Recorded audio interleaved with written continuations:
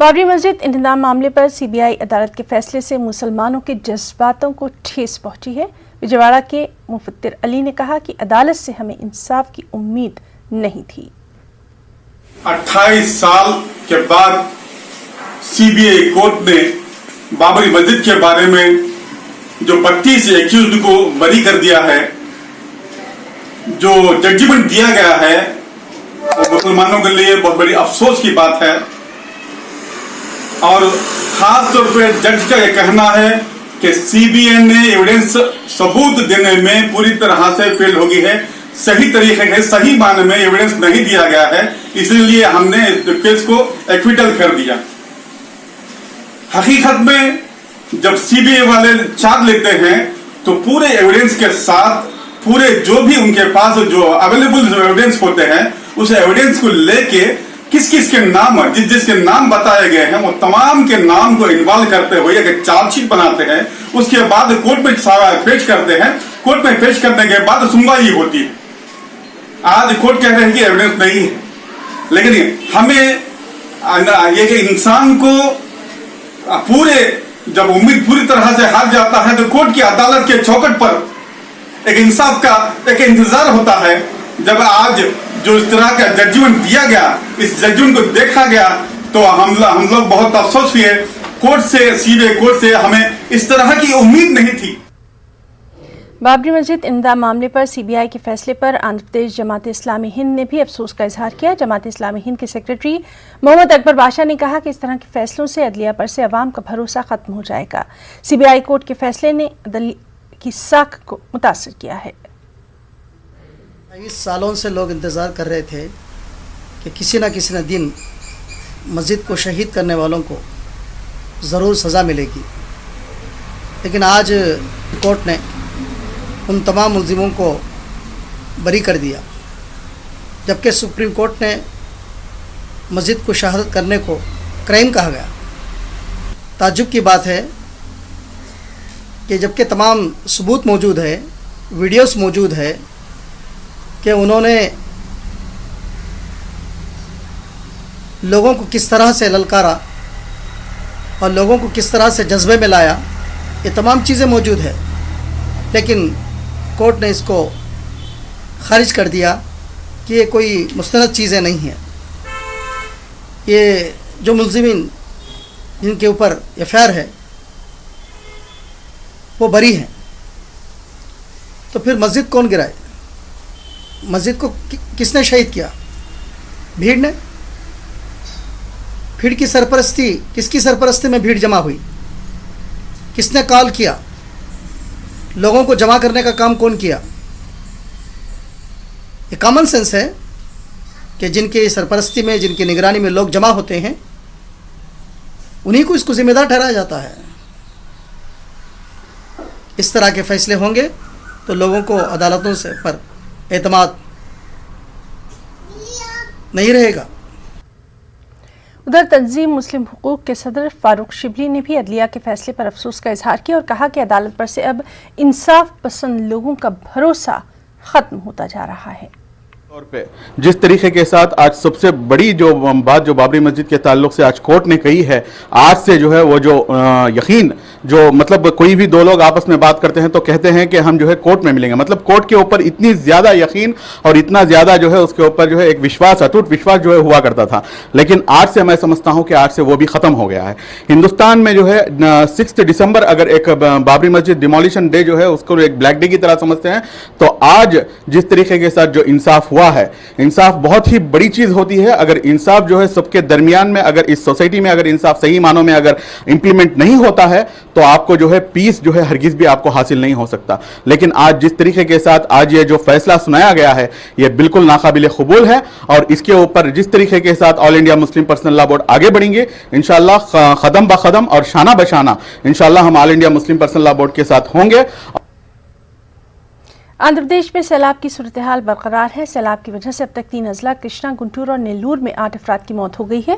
वज़ीर-ए-आला जगनमोहन रेड्डी ने सैलाब से मरने वालों के लिए फीकस 5 लाख रुपए एक्स-ग्रेशिया देने का ऐलान किया। वाज़ेह रहे कि गुज़िश्ता चंद दिनों से 3 अजला में मुसलसल बारिश हो रही है, जिसकी वजह से कई देहात ज़ेर-ए-आब आ गए हैं। वज़ीर आला ने तीनों अजला के कलेक्टर्स के साथ वीडियो कॉन्फ्रेंस मुनक्किद की। वज़ीर आला ने सैलाब की वजह से फसलों को पहुंचे नुकसान का भी जायजा लेने का कलेक्टर्स को मशवरा दिया। मरकज का नया ज़रई कानून किसान मुखालिफ है। बीजेपी हुकूमत किसानों के खिलाफ काम कर रही है। मरकज के तरीक़ेकार पर नाराजगी का इजहार करते हुए बाएं बाजू जमातों ने 3 रोज़ा एहतजाजी धरना मुनक्किद किया। आज धरने का दूसरा दिन रहा। CPM लीडर मधु ने किसानों के हक में आवाज़ बुलंद करने की आवाम से अपील की और कहा कि मरकज की मोदी हुकूमत किसानों को नुकसान पहुंचाने का काम कर रही है। CPI लीडर रामकृष्णा ने भी रियासती हुकूमत की जानिब से पंपसेट पर मीटर नस्ब करने को लेकर जगन हुकूमत को आड़े हाथों लिया और कहा कि रियासती और मरकजी हुकूमत सरमायादारों को फायदा पहुंचाने के लिए ही इस तरह के कवानीन नाफिज कर रही हैं। Result of these bills will be imposing corporate decisions a major factor in the farm sector. So the left parties would like to fight it out tooth and nail till the end. As part of it, the beginning of our protest will be for 3 days protest sit out. Protest sit out is organized all over the state in all the assembly segments in the state of Andhra Pradesh.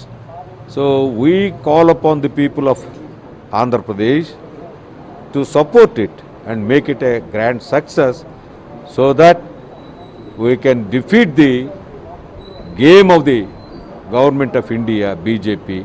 In an undemocratic way, they are passing the bills in the parliament. Because they are having majority in the Lok Sabha, they passed the resolution with them. But at the same time, when they don't have any majority in the Rajya Sabha, even then they passed these bills in against the will of the parliament members. Majority political parties in the all India level, they are all opposing the bills. Our left parties are also opposing the bills. The Chief Minister of Andhra Pradesh, Mr. Jagan Mohan Reddy, is introducing the meters for pump set connections. Earlier he opposed this, but now after the advice of the central government, he is introducing the pump set meters for pump set connections. So we are opposing these pump set connections meters all over Andhra Pradesh. We, along with other Kisan organizations, we are taking forward this agitation. उधर किसानों के मुफाद को नुकसान पहुंचाने वाले मरकजी ज़रई bill के खिलाफ विजयवाड़ा में भी कांग्रेस पार्टी की तरफ से एहतजाज किया गया। एहतजाजी कांग्रेस लीडरों ने रैली की शक्ल में राजभवन पहुंचकर गवर्नर से मुलाकात की और ज़रई कानून पर नजरसानी से मुताल्लिक एक याददाश्त पेश की। कांग्रेस पार्टी के रियासती सदर शैलजा नाथ ने कहा कि मरकज की मोदी हुकूमत अपोजिशन के मुतालबात को कबूल किए बगैर यकतरफा फैसले ले रही है। इसी तरह रियासत में जगन हुकूमत बीजेपी के इशारों पर काम कर रही है। कांग्रेस पार्टी के एक और सीनियर लीडर JD सलीम ने भी मरकज की जानिब से लाए गए नए ज़रई कानून को किसान मुखालिफ करार दिया। To the Honorable Governor, despite severity of COVID, he has given us time, he has given us a patient hearing. We have discussed with him how these undemocratic bills are sent to the President of India. Number one, we said in Rajya Sabha, all the parties have asked for voting. Even one member, if he asked for division, they will conduct voting normally. So the voting was not conducted. Even the discussions were totally one-sided. So this undemocratic way it is passed, is anti-democracy methods the Mr. Modi government is following. It's a dictatorial government, and they have, unfortunately, both the parties in Andhra Pradesh. One, YSR party, Yojana Shramik Raitu, a pair pettukoni, that name, they supported this bill, which is a death warrant. खबरों में फिलहाल इतना ही। मज़ीद ताज़ा खबरों के लिए आप लॉगिन कर सकते हैं news18urdu.com पर। आदाब।